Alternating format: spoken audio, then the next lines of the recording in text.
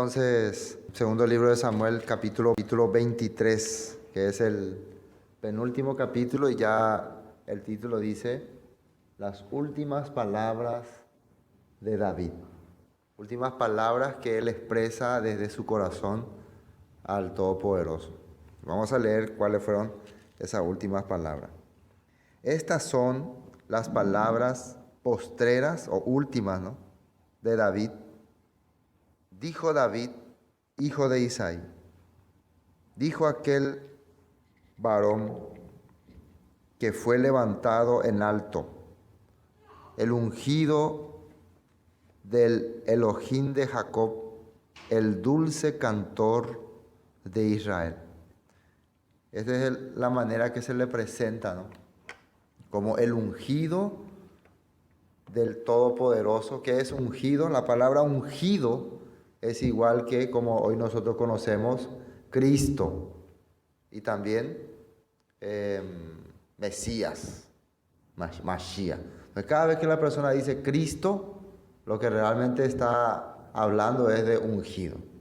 ¿Y qué es ungido? Alguien que era preparado para un determinado fin, o sea, para ser rey o sumo sacerdote, ¿no? Entonces David fue ungido, aparte de que fue ungido por Samuel cuando era profeta, él fue ungido también por la voluntad del Todopoderoso. O sea, que fue elegido para recibir una promesa especial, un pacto eterno y perpetuo. Y eso es lo más importante de esto, ¿no? Él lleva una sombra profética en todo esto. Entonces, versículo 2 dice: y el Espíritu del Eterno ha hablado por mí, y su palabra ha estado en mi lengua. El Elohim de Israel ha dicho, me habló la roca de Israel. Habrá un justo que gobierne entre los hombres. Habrá un justo que gobierne entre los hombres, que gobierne en el temor de Elohim. Entonces acá dice que el Espíritu del Eterno ha hablado por mí. Entonces, aparte de que David está hablando sus últimas palabras, está diciendo también una profecía, porque recuerden que de su linaje va a venir el ungido del Todopoderoso, que va a ser nuestro Mesías. De ahí la importancia de esto de seguir al ungido, al elegido, al Cristo. Cada vez que el apóstol Pablo en sus cartas menciona Cristo, no es simplemente que está usando ese nombre, está refiriéndose a todas estas virtudes que tendría que tener el que haya sido ungido, como tuvo David. Fue elegido, habló por él. David está diciendo que a través del Rúa, del Espíritu del Todopoderoso, se manifestó con él. Cada vez que él se expresaba, hablaba, Dios hablaba. Así David está reconociendo aquí. Y el Elohim de Israel ha dicho, me habló la roca de Israel. Habrá un justo que gobierne entre los hombres. ¿Quién sería ese justo? El Mesías, en el gobierno que él va a venir a establecer. Que gobierne en el temor de Elohim. Será como la luz de la mañana, como el resplandor del sol en una mañana sin nubes, como la lluvia que hace brotar la hierba de la tierra. Entonces ustedes ven en ese versículo, David está hablando acerca del reino del Mesías. ¿Cómo dice que va a ser ese reino? Va a ser la luz, va a resplandecer. Yeshua cuando vino, ¿cómo se presentó? ¿Se acuerdan cómo se presentó? Yo soy la luz, el que me sigue no andará en tinieblas. Él dijo así, ¿no? Sigamos. ¿No es así mi casa para con Elohim? Sin embargo, Él ha hecho conmigo pacto perpetuo, ordenado en todas las cosas y será guardado. Acá dice David que el Todopoderoso hizo pacto perpetuo con él, ¿no? Aunque todavía no haga él florecer toda mi salvación ni mi deseo, mas los impíos serán todos ellos como espinos arrancados, los cuales nadie toma con la mano, sino que él que quiere tocarlos se arma de hierro y de asta de lanza, y son del todo quemados en su lugar. Entonces es una sombra profética de lo que está hablando acá David, ¿no? Una manera poética de hablar de cómo será en aquellos tiempos. Estamos viendo quién fue David. David fue el hombre conforme al corazón de Dios. David fue el hombre que siguió la voluntad de Dios. David fue el rey que, aunque le menospreciaron, le criticaron, le dijeron de todo, él aceptó, se humilló y perdonó. Ese fue el rey David. Estamos viendo entonces en la Biblia uno de los, se puede decir, personajes más importantes para nuestra fe y también para nuestra creencia. Recuerden que en Ezequiel dice, mi siervo David será rey sobre ellos, refiriéndose al futuro. El profeta Ezequiel, que vivió mucho tiempo después de David, dice que mi siervo David será rey sobre ellos. Entonces nosotros podemos decir que el rey David tiene el modelo exacto que el Mesías Yeshua tenía que manifestar en este tiempo. Amén. Bueno, ahora, ¿qué dice el versículo 8? Ahora acá cambia de punto. Fíjense lo que dice ahí. Estos son los nombres, y aunque es larguísimo esta parte, pero quiero que, no voy a compartir todos esos nombres porque hace rato ya leyó todo, pero quiero que entendamos por qué en el libro de Samuel aparece esto y qué relación tiene con nosotros y con Yeshua. Van a entender bien este punto. Ya vimos los últimos dichos de David, sus últimas palabras, sus últimas expresiones, y todo se relaciona con el reino que va a venir, con el reino que va a aparecer. Pero fíjense por qué la Biblia narra sobre estos personajes. Voy a leer así.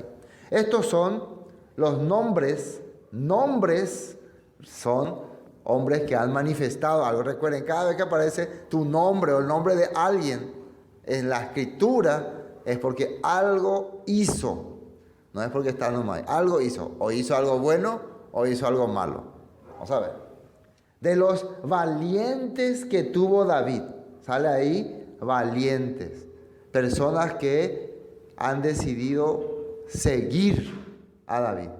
Han decidido enfrentar la situación y los problemas sin importar lo que venía. Esos son los valientes. Entonces uno tiene que saber, si David es una figura y sombra del reino que va a establecerse en los últimos tiempos, y está hablando unas palabras proféticas, y de repente aparece una lista de valientes, quiere decir que el Padre está hablando sobre Yeshua y también los valientes que van a estar con él en su reino. Como dice en Apocalipsis, cuando habla acerca de del reino y de los que van a estar y los que no van a estar. ¿Alguien se acuerda de una frase? ¿Qué es lo contrario de valiente? Cobardes, ¿sí o no? Y hay una parte en Apocalipsis que dice que los cobardes quedarán fuera, no entrarán. ¿Quiénes son los cobardes? Ustedes tienen que analizar bien. Los que no se atreven a enfrentarse al sistema y huyen, corren, escapan. ¿Dónde es la mejor manera de escapar? La vez pasada cuando estábamos hablando sobre el Éxodo, cuando empezó la situación con los hebreos por el mar y por el faraón que venía para matarlos, ¿qué decidieron ellos? ¿Por qué no volvemos a Egipto? A Egipto, Lo primero que la gente hace cuando viene la situación es volver al mundo. Esa es la realidad. Esa es una manifestación de cobardía, contrario a los valientes de David. Estos hombres que están con David son los que comenzaron con él desde que él era un prófugo. Los que confiaron que la voluntad de Dios estaba con él cuando Saúl les perseguía, cuando Saúl era rey, cuando Saúl amenazaba de muerte con 3,000 hombres, ellos estaban permaneciendo con David y fueron nombrados después hombres valientes y están acá. Esto es importante. Dice, Yoset o Joset Basebet, el tacmonita, principal de los capitanes. Casi no vimos a esta persona en acción, pero aquí aparece como uno de los principales entre sus capitanes. Este era Adino el Efnita, que mató a 800 hombres en una ocasión. ¿Quién puede matar a 800 hombres en una ocasión? Nadie, ¿no? Quiere decir que esta persona era una persona sobrenatural, o el Todopoderoso estaba con él, ¿no? Después de fíjense ustedes que estos acontecimientos son durante las batallas, durante la guerra, muchas batallas que David tuvo. Y puede ser que se esté refiriendo a que él estuvo encabezando un pequeño escuadrón que logró derrotar a un ejército de 800 hombres. Después de Eleazar, hijo de Dodo, Ahoita, uno de los 3 valientes que estaba con David. Y siempre en la Biblia se refiere a 3 hombres especiales. Aparece primero Yosef Basebet y ahora Eleazar, que era uno de esos 3. Y vamos a ver qué hizo él. Que estaban con David cuando desafiaron a los filisteos que se habían reunido allí para la batalla y se habían alejado los hombres de Israel. Significa que el pueblo de Israel, cuando los filisteos le atacaron, la mayoría huyó, pero este hombre quedó ahí, permaneció ahí. Se levantó e hirió a los filisteos hasta que su mano se cansó y quedó pegada su mano a la espada. Aquel día el Eterno dio una gran victoria y se volvió el pueblo en pos de él tan solo para recoger el botín. Entonces la Biblia nos está aclarando, a pesar de que está nombrando a estos hombres de fe, nos está diciendo que el Eterno dio una gran victoria. Entonces la batalla, la pelea, los milagros se le atribuyen al Todopoderoso. Pero ahí estaban ellos para hacer presencia, para decidir ir al frente de batalla. ¿Me entienden, no? O sea que si ellos triunfaron es porque confiaron en el Todopoderoso. Después de fue Sama, hijo de Age, Ararita. Los filisteos se habían reunido en Leí, donde había un pequeño terreno lleno de lentejas, y el pueblo había huido delante de los filisteos. Entonces se paró en medio de aquel terreno y lo defendió y mató a los filisteos, y el Eterno dio una gran victoria. Nuevamente esta persona también enfrentó a los filisteos y consiguió a través del Todopoderoso gran batalla. Eran durante las guerras, durante los eventos terribles, ¿no? Personas que peleaban con David. Sigamos. Y versículo 13, ¿no? Y 3 de los 30 jefes descendieron y vinieron en tiempo de la siega a David en la cueva de Adulam. Y el campamento de los filisteos estaba en el valle de Refaim. David entonces estaba en el lugar fuerte y había en Belén una guarnición de los filisteos. Y David dijo con vehemencia, con claridad, ¿no? ¿Quién me diera a beber del agua del pozo de Belén que está junto a la puerta? Esto es un acontecimiento que había ocurrido. Y en ese momento había una guarnición de filisteos ahí por la ciudad de Belén. Y David quiere saber quiénes son capaces de ir a traerle agua. Quiere saber quiénes son capaces. Entonces los 3 valientes irrumpieron, nosotros, por el campamento de los filisteos y sacaron agua del pozo de Belén que estaba junto a la puerta, y tomaron y la trajeron a David. Y miren lo que ocurre acá. Mas él no quiso beber, sino que la derramó para el Eterno, diciendo: lejos seas de mí, oh Eterno, que yo haga esto. ¿He de beber yo la la sangre de los varones que fueron con peligro de su vida y no quiso beberla. Los 3 valientes hicieron esto. O sea, al final lo que David hizo fue, yo no quiero que se entienda que estos hombres sacrificaron su vida por mí y yo voy a agarrar, gracias, tomar el agua, sino yo quiero entregar esta agua como diciendo al Todopoderoso. Yo quiero que el Todopoderoso sepa que estos hombres hicieron estas cosas para Él y que Él es el que los guía y los dirige. Eso David está haciendo.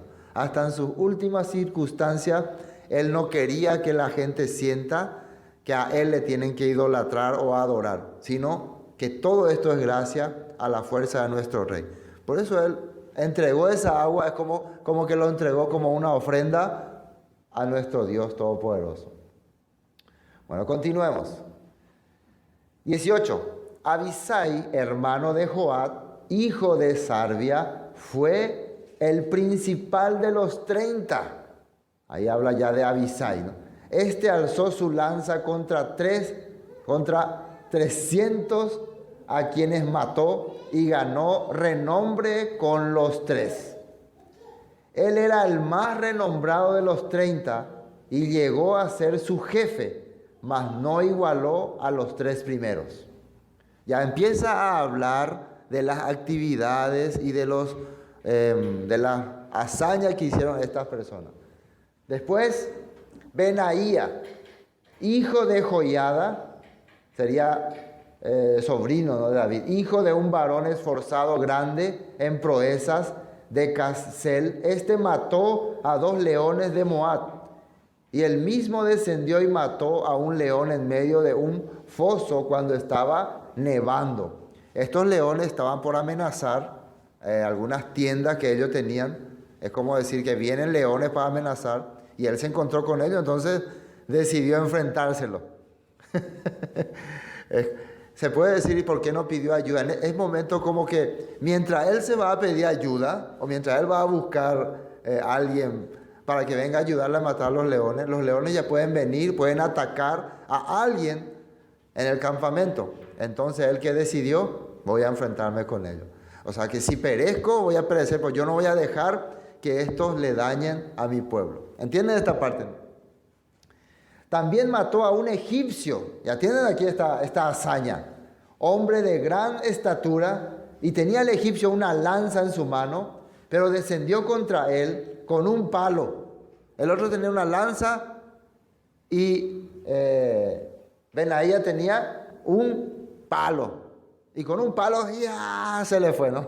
¿Y qué pasó?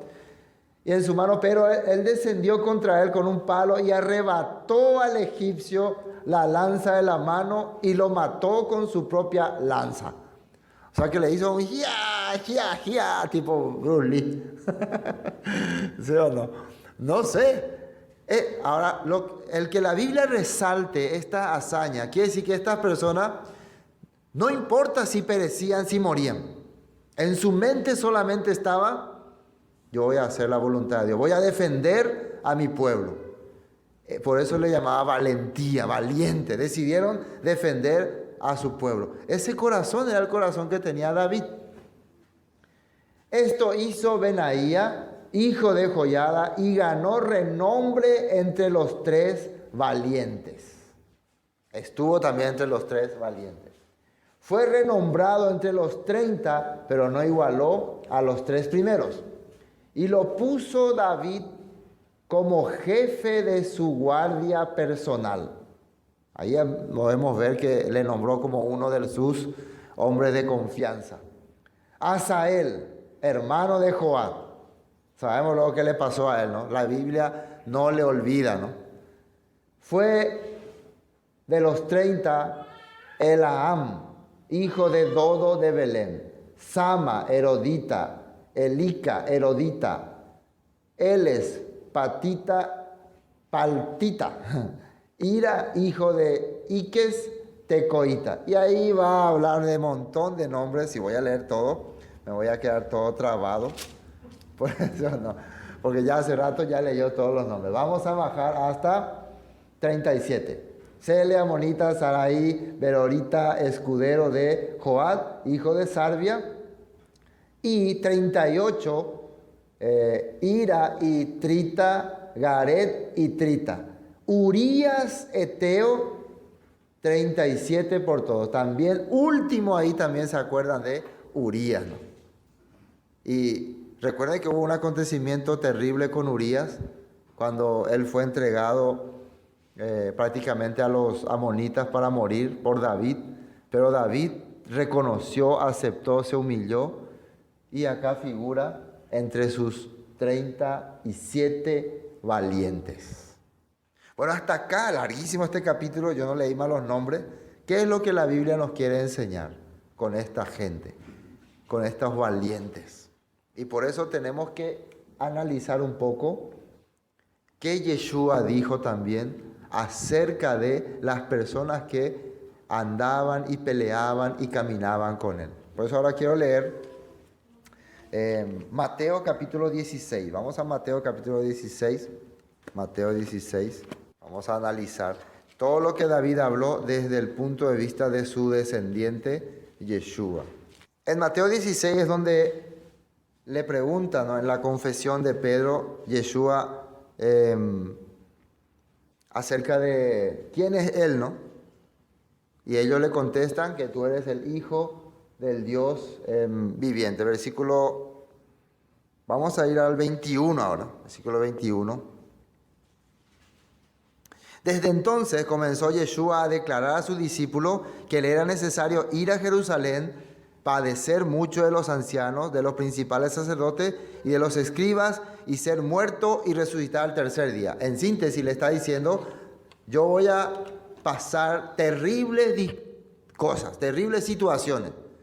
Después de que ellos le reconocieron, de que Pedro reconoció que él era el Hijo del Dios viviente, él empezó a hablar, yo voy a pasar terribles situaciones.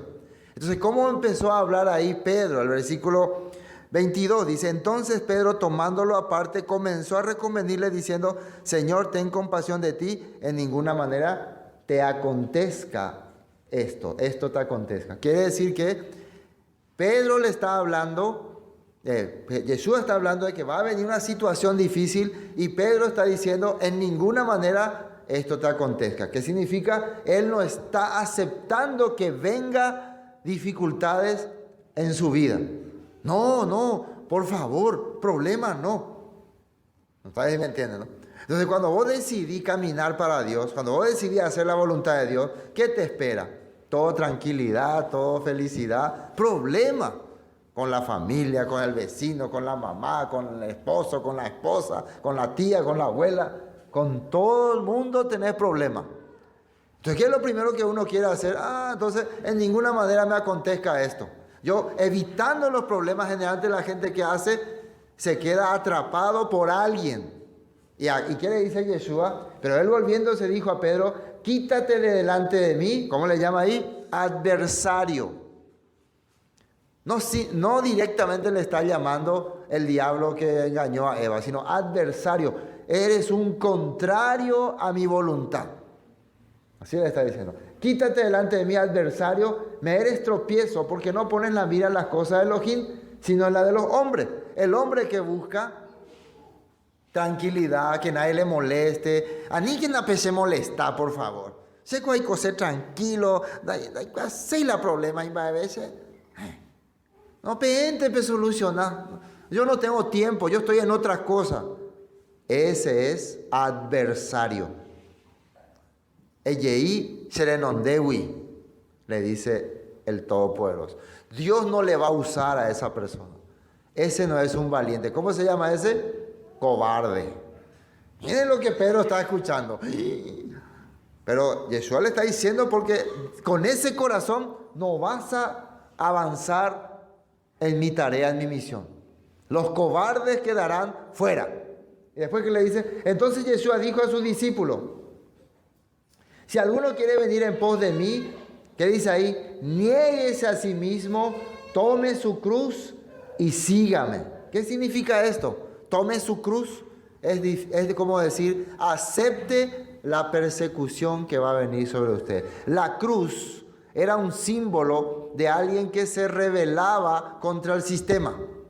O sea, cuando Yeshua te está diciendo, tome su cruz, avanza contra el sistema. Entonces, si vos avanzás contra el sistema, sí o sí vas a ser menospreciado.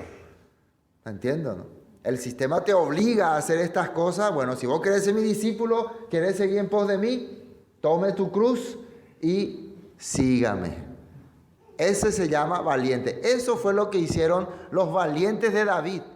Ellos, cuando David empezó a ser perseguido por Saúl, ellos que decidieron romper la alianza con Saúl, que ya estaba rota con Dios, y se unieron a David. Decidieron entonces llevar la cruz con David. Eso eran los valientes. Entonces de entrada ya Yeshua está diciendo, más para la oseguita de su pe. ¿Sí o no?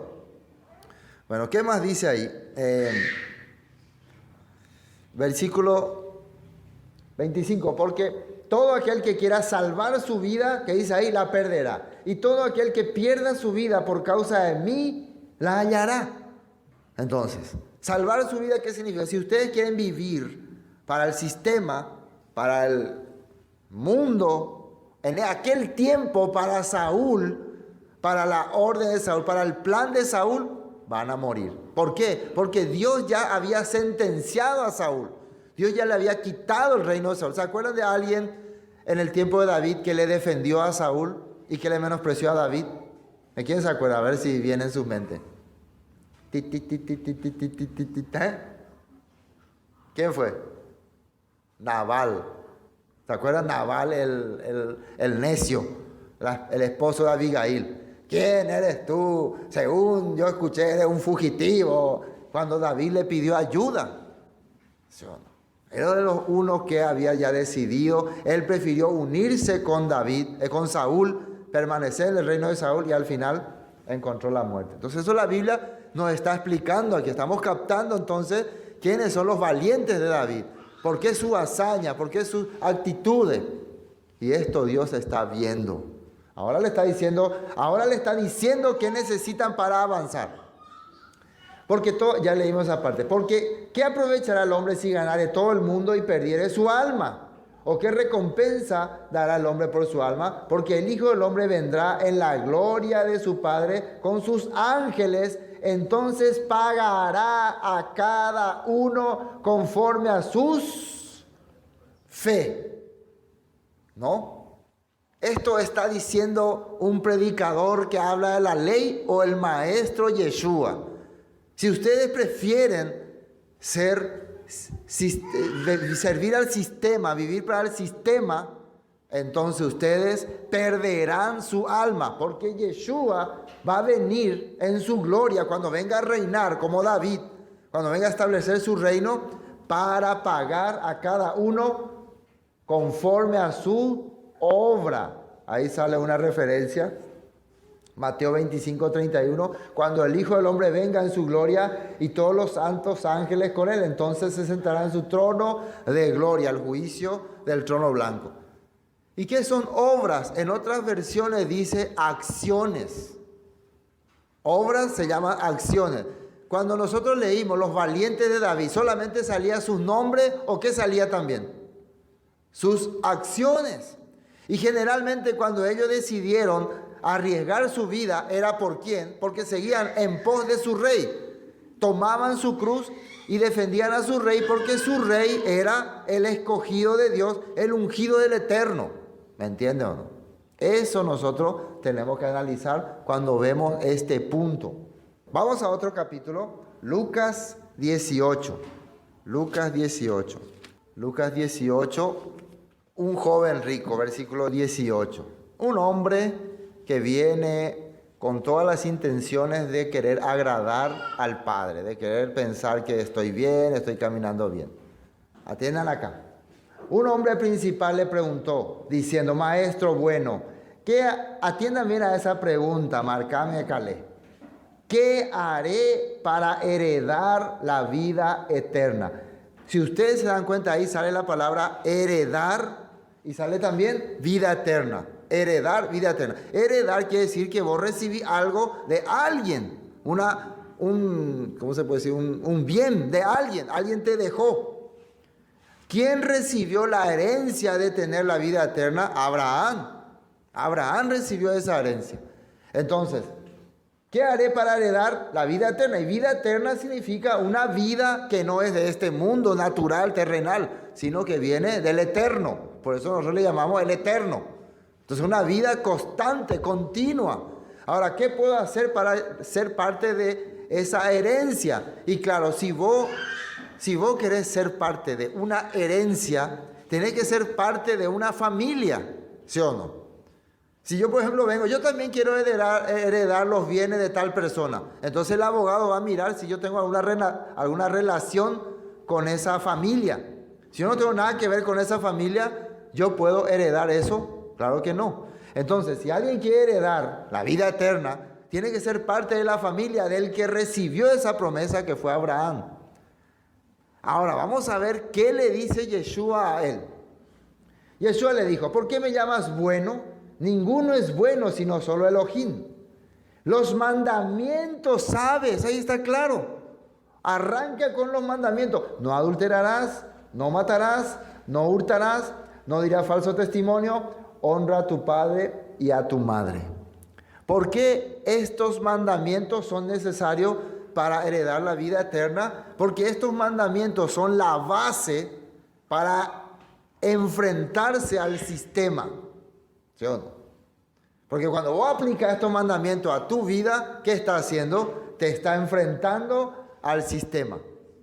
¿Y quiénes son los que se iban a enfrentar al sistema? Los escogidos de Elohim, su pueblo principal, su pueblo elegido, que tiene la herencia. Entonces, una de las características para poder ser heredero de la vida eterna es tener los estatutos que el Padre estableció para ser diferente a las demás naciones. ¿Se acuerdan lo que dice en Deuteronomio 4? Ustedes tienen unos estatutos y unos reglamentos que todas las naciones van a sorprenderse y maravillarse. Y eso es lo que te hace a vos parte de esta herencia. Te hace diferente, te hace parte de este pueblo. Entonces, se puede decir que esto que le está diciendo Yeshua a este rico son el arma que él necesita para pelear contra el sistema. Pero una vez que vos tenés esa arma, vos no vas a tener miedo de enfrentarte al mundo. Entonces sos uno de los valientes del Todopoderoso, uno de los valientes de David, uno de los valientes de Yeshua, y tenés la vida eterna. Pero vamos a ver cómo reacciona este hombre valiente. Él le dijo, todo esto lo he guardado de mi juventud, según él. Según él así. Entonces Yeshua, oyendo esto, le dijo, aún te falta una cosa. Vende todo lo que tienes y dalo a los pobres y tendrás, ¿qué dice ahí? Tesoro en el cielo, y ven y sígueme. Qué fácil, ¿no? Está bien. Si es que hiciste todos estos mandamientos, solo te falta cumplir nomás. O sea, solo te falta aplicar, solo te falta la acción, solo te falta el combate, solo te falta la batalla. Es como decir, él es un general con todos los títulos, pero ¿dónde hay una batalla? Tenés que entrar a la guerra. Un general, un soldado, pelea sus batallas. Vení conmigo, porque yo me voy a una batalla. Entonces, ya que vos tenés todos estos mandamientos, ya hiciste de tu juventud, entonces vos sos un soldado fiel. Yahaya ñorairó, con mundo ve. ¿Qué pasó? ¿Qué dijo él? Entonces él, oyendo esto, se puso muy triste, porque ¿qué dice ahí? Era muy rico. Él no tenía valor para ir a enfrentar lo que Yeshua iba a enfrentar. Él era un cobarde. Él pensaba, les voy a decir lo que él pensaba. Si yo vendo todo lo que tengo y me voy detrás de este hombre, voy a sufrir demasiado. Voy a tener hambre, no voy a tener lo que quiero, no voy a vivir como quiero. Entonces, ¿eso cómo se llama? Cobarde. ¿Sí o no? Las personas, por no enfrentar las cosas de Dios, dejan la palabra y se van al mundo. Hacen lo que el mundo quiere. No, es que yo no puedo porque yo tengo muchas cosas. Si eran unos pobres que no tenían nada, sí van a venir a escuchar la palabra. Pero los que tienen muchas cosas no pueden porque no tienen tiempo. Porque sus riquezas, sus propiedades, sus actividades le atrapan. Y piensan que si no hacen eso, van a fracasar. Tienen miedo del fracaso. Vea, es cobarde. Estoy hablando para entender este tema. Si queremos entender bien este tema, Yeshua le está mirando y le mira con cara triste. Me da tristeza porque yo pensé que vos viniste para seguir como un valiente, pero había sido un cobarde. Y miren lo que le dice después. Al ver Yeshua, que se había entristecido mucho, dijo, ¿cuán difícilmente entrará? Miren lo que dice, en el reino de Dios los que tienen riqueza. Las riquezas son como barreras que impiden que uno avance en el combate. ¿Se acuerdan de Acán? Acán, por causa de esa riqueza, no peleaba con todo su corazón porque estaba más pendiente en sus riquezas. ¿Y por qué él quería riqueza? Porque cuando él se vaya a la tierra de Canaán, él pensaba usar su riqueza. Pero ellos tenían que estar felices por estar en la tierra de Canaán. Ellos peleaban para Israel. Eso era el problema. Porque ¿qué es más fácil para un porque es más fácil para un camello? Porque es más fácil pasar un camello por el ojo de una aguja que entrar un rico en el reino de los cielos. Y los que oyeron esto dijeron, ¿quién pues podrá ser salvado? ¿Por qué se asustan ellos? ¿Por qué se asustan estas personas? Porque todos tienen ese corazón. Todos quieren seguir comodidad para sentirse seguros. Nadie quiere vivir por la fe. En aquel tiempo también era así. ¿Qué le dice Yeshua? Él les dijo, lo que es imposible para los hombres es posible para Dios. Pero miren lo que dice 28. Quiero terminar esta parte. Entonces Pedro dijo, he aquí nosotros hemos dejado, miren, nuestras posesiones. ¿Qué hicieron ellos? Dejaron sus posesiones y te hemos seguido. Pedro dejó todo y le ha seguido a Yeshua. Entonces nosotros le llamamos en este tiempo a Pedro tonto, burro, ¿sí o no? Yo no soy como Pedro. Yo soy inteligente. Yo no soy capaz de dejar ni media hora, ni 15 minutos, ni no sé cuánto tiempo por la palabra. Pero Pedro dejó todo. Entonces él es burro. Pues uno tiene que pensar lo que estamos viviendo. Entonces Pedro dijo, aquí nosotros hemos dejado nuestras posesiones y te hemos seguido. Y les dijo, miren lo que le dijo Yeshua. De cierto os digo que no hay nadie que haya dejado casa, padres, hermanos, mujer o hijos por el reino de Dios que no haya de recibir mucho más en este tiempo y en el siglo venidero la vida eterna. No hay nadie. ¿Conocen una persona que dejó todo para seguir el reino en el Antiguo Testamento, en el Antiguo pacto? Abraham, uno de ellos, dejó todo. Pero el tema de hoy, ¿de quién es? ¿De quién estamos hablando? Hoy, ¿de quién hablamos? David. Entonces, David era general de Saúl.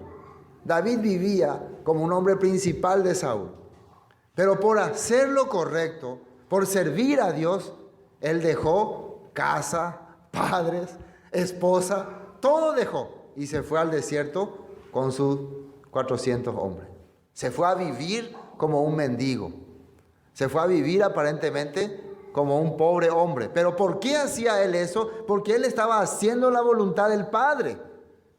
Él podía haberse convertido realmente en un legionario, en un rebelde. Vimos nosotros que un tiempo él estuvo con el rey de los filisteos, pero él ¿cómo se dice? Camufladamente nomás estaba con el rey de los filisteos. Nunca realmente le sirvió de todo corazón. Él porque no tenía otra opción nomás.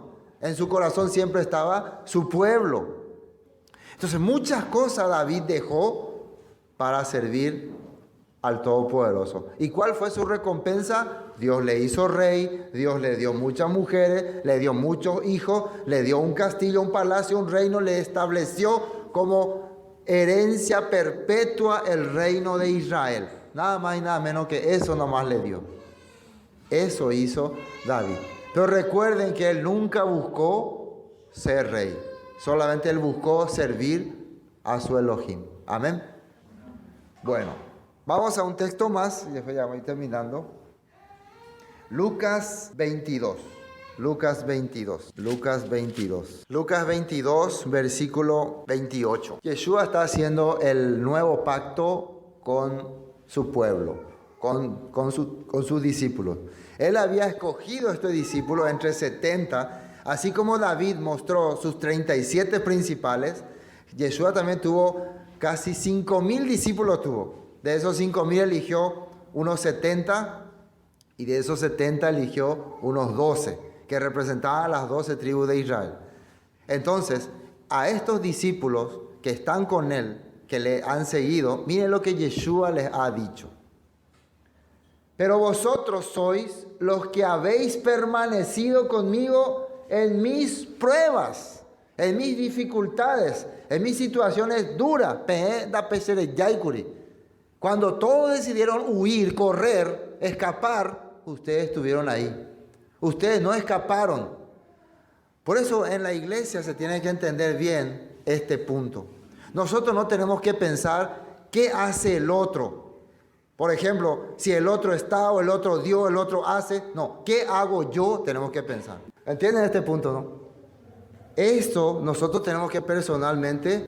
Miren lo que dice, pero vosotros sois los que habéis permanecido conmigo en mis pruebas. Yo pues os asigno un reino como mi Padre me lo asignó a mí, para que comáis y bebáis a mi mesa en mi reino y os sentéis en tronos juzgando a las 12 tribus de Israel. Entonces, todo lo que nosotros decidimos hacer, sin pensar si el otro hace o si el otro no, si el otro viene, si el otro no viene, tiene su recompensa. Eso es lo que tenemos que entender. No tenemos que guiarnos por, si otro sigue, va bien, yo voy. Yo tengo que estar primero ahí. Ahí dice, ¿no? Yo pues, más arriba decía, ¿quiénes eran ellos?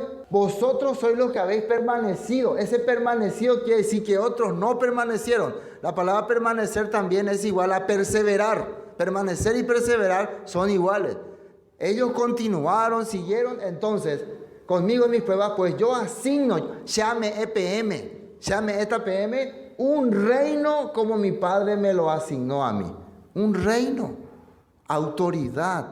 Después dice, para que comáis y bebáis a mi mesa en mi reino y os sentéis en tronos juzgando a las 12 tribus de Israel. Esa es la promesa que Dios le dio a su discípulo. Y esa promesa continuó en el apóstol Pablo y en los demás discípulos que siguieron a él. Cada vez que nosotros escuchamos a los apóstoles, si yo escucho la palabra que recibió apóstol Pedro, automáticamente yo estoy siendo parte de esa promesa que él recibió. Él recibió una promesa, yo escucho lo que él escuchó, yo estoy recibiendo también esa promesa. ¿Me entienden o no? Y por eso aparecen sus nombres. El apóstol, Yeshua, cuando eligió a sus discípulos, marcaba los nombres. Mateo, todos esos nombres aparecieron en la Biblia. Vamos a ver un último texto. Bueno, Hechos 20, versículo 2. Dice ahí, después de reconocer aquellas regiones y de exhortarles con abundancia de palabra, llegó a Grecia. Está hablando el apóstol Pablo mientras está viajando. Después de haber estado allí 3 meses y siéndole puestas acechanzas por los judíos, para cuando se embarcase para Siria, tomó la decisión de volver por Macedonia. Entonces, acá dice que él era perseguido, era acechado, ¿cómo se puede decir? Tenía mucha persecución. ¿Y qué ocurrió? Y le acompañaron hasta Asia Sópater de Berea, Aristarco y Segundo de Tesalónica, Gallo de Derbe y Timoteo, y de Asia Tíquico y Trófimo. Estos, habiéndose adelantado, nos esperaron en Troas. Entonces en la Biblia aparece también personas que le acompañaron al apóstol Pablo. Estas personas son los que eran fieles. Amén.